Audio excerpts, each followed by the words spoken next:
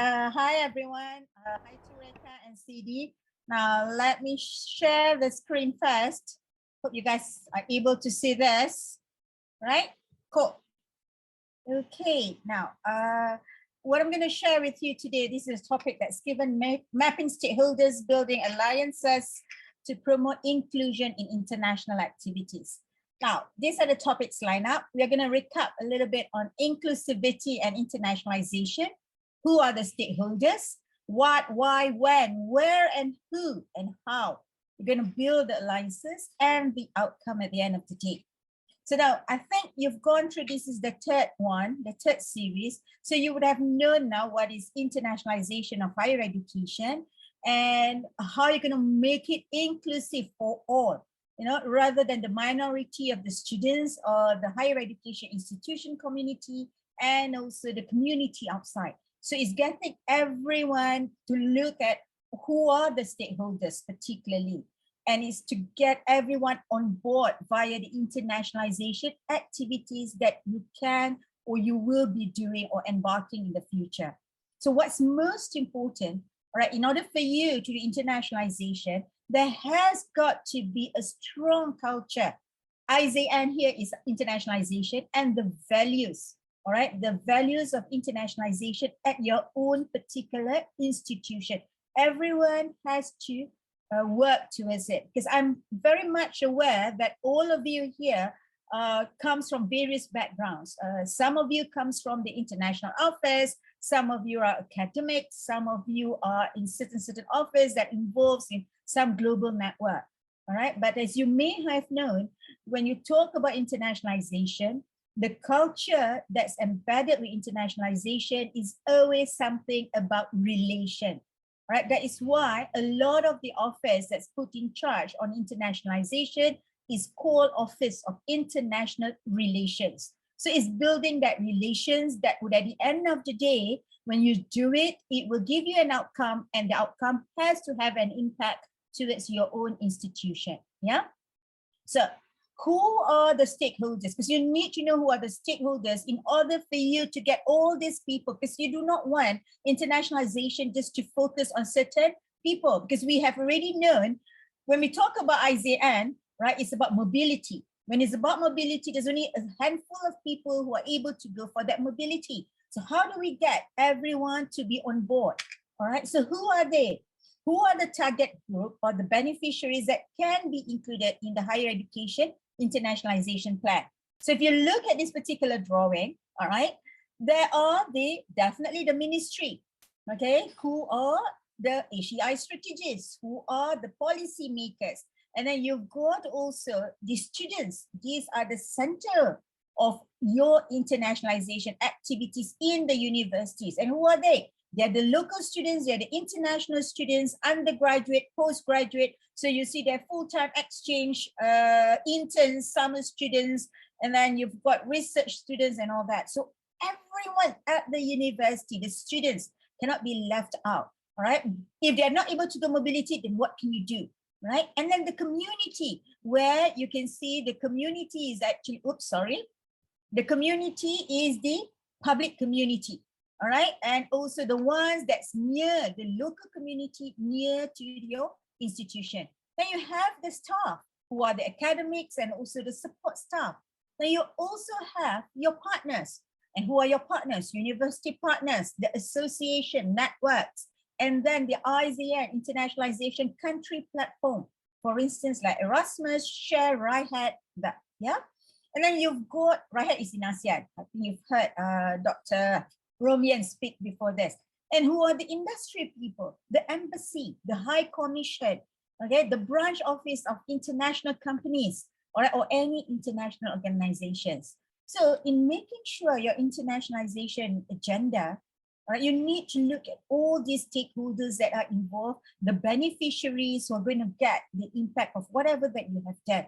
But at the center stage is definitely the students and the staff of your institution.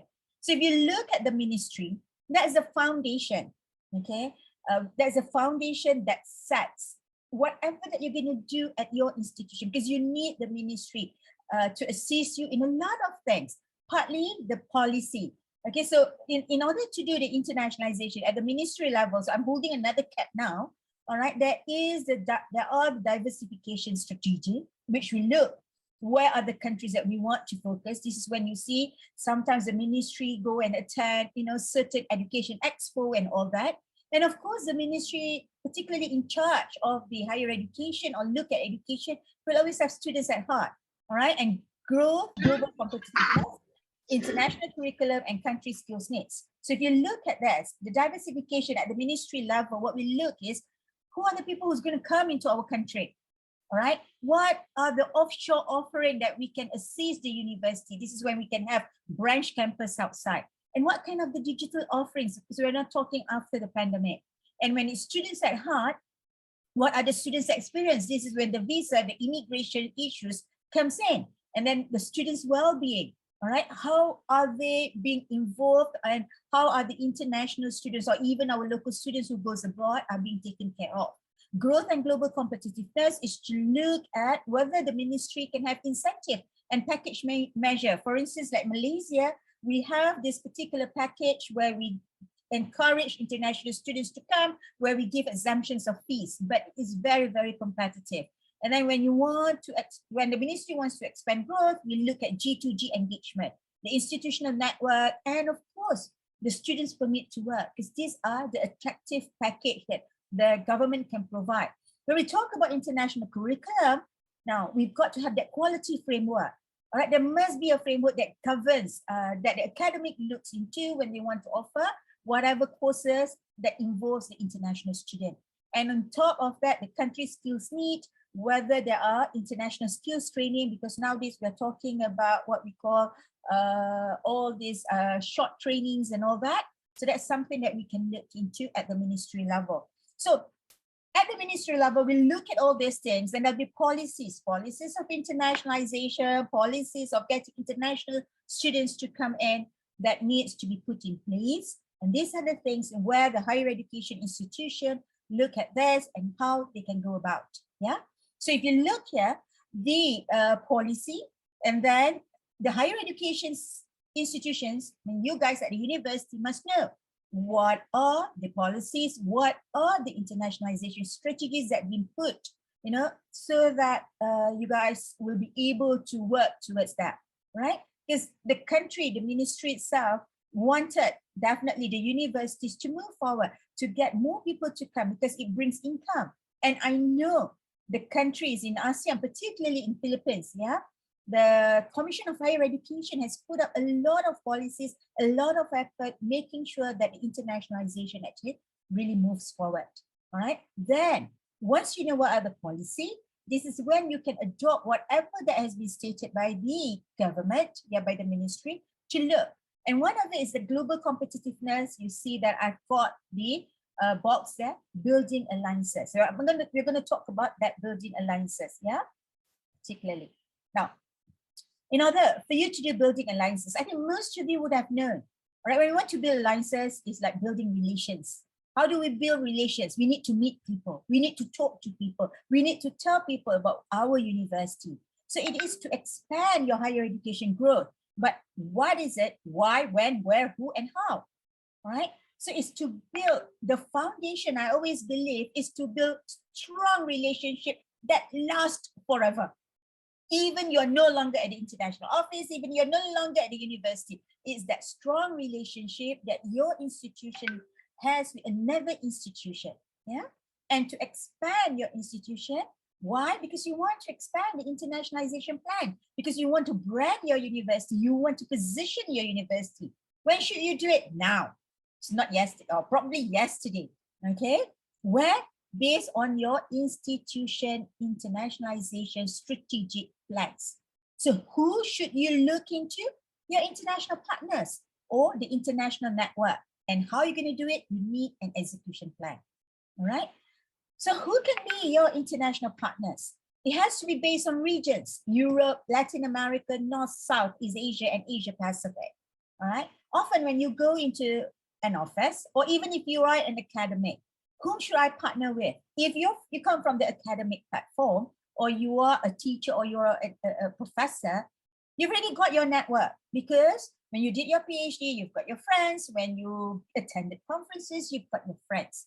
All right, but what you need to do is to look and map it back with your school's internationalization plan. Where is it that you need to do the outreach? Where can you get that strong commitment, that strong relationship that would be able to transcend and get students to come either virtually or physically? Okay, but if you are at the international office, step down for a while or stop for a while to look, where have the university covered? Which region have you covered? All right, based on my particular experience, when I looked back at when I was at the global office, is to look, we used to have, because Malaysia is very much into the UK and Europe. We've got a lot of partners in UK and Europe, but we've got very few partners from Africa. We've got very few partners from India, for that matter. So if you knew where you don't have very strong partners, start building them. Okay, so these are what you need to look based on the regions. Where are your strengths? Find among your academics who did PhD in these countries. See how can you actually extend that friendship or that relationship to come up with something good. Okay. Now, for instance, in Malaysia, we do have last time South to South. Okay, South to South government. It starts with government G2G, and then it's South to South. So we work towards the Latin America University. And from there, okay, we managed to get the Latin America universities to come to Malaysia. Who would have thought that can be done? But it can be done, right? Then you look at the institutional network, the local and global. So it's about a cooperative link between people and countries for a joint purpose. There is a membership fees if you go into the international association. So you need to look, when you have one, personal relations, you build alliances with academics, with people, that's fine. But you also need to look at the international association and network. So these are some of the associations and networks by region. All right, this list is not comprehensive. There's a lot more actually. All right, but this was done way back when I was at the global office. Right, and perhaps there's new ones. So you got to look at each of these. For instance, ACU, Association Commonwealth University, International Association University IAU, or Federation of Islamic, the University of Islamic World, FUIW. Do they have fees for you to pay? Do you have the allocation of budget for you to pay? The university, not you. Okay, the university has to pay. And what are the things that these associations offer? All right, do they provide mobility? Do they provide scholarships? Do they provide, connections, network, and all that? And in Asia, we've got a lot of it. We've got AUAP, we've got UMAP, we've got AIMS, we've got AUN. But some associations are very exclusive. So you got to know how can you embark to get into that exclusivity if it permits, or how can your university join? All right. So then, based on that association, you look, those that I've listed out, there are things, activities that they do. Student mobility, staff exchange, partnership, conferences, and some. Yazrina, you have 5 more minutes. Thank you, Napranu. All right, and the community research. So this is when you look at the worldwide coverage as well, in terms of the International Association, ASEAN Pacific, and all that, right? Now, then each of them, you look whether what are the things that they focus on certain particular topics. So moving forward, all right, what is the association that is best to join if you have budget cuts, okay, and get the value for money? All right, we were once involved with ACU. They provide a lot of good conferences and all that, but it's too very much expensive. And not many people want to go to the Europe because of our exchange rate. So is it worth it for you to join that association? So that's something you need to look at. And how can you maximize the university's co-partner or being a co-partner, or whether they have industrial affiliation, all right? And of course, then, can you register as a country? Like ASEAN Uninet is registered by the country, and only certain universities are able to embark on that.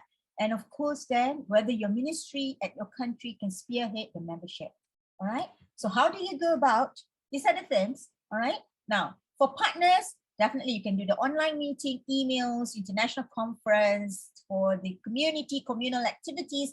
For the students, I think the platform of what we have virtual has provided that platform good webinars. You can have chit chat buddies, festival, cultural festival, global cafe, food dance, mass design, country tour, all sorts of things. And for the ministry, you must make sure that you know what is the G2G, be close to those division that's in charge of the network. And for the industry, make sure that you are in contact with the embassy at your country, because they are the ones that are going to give that network to you. So the rule of thumb is to engage, engage, and engage.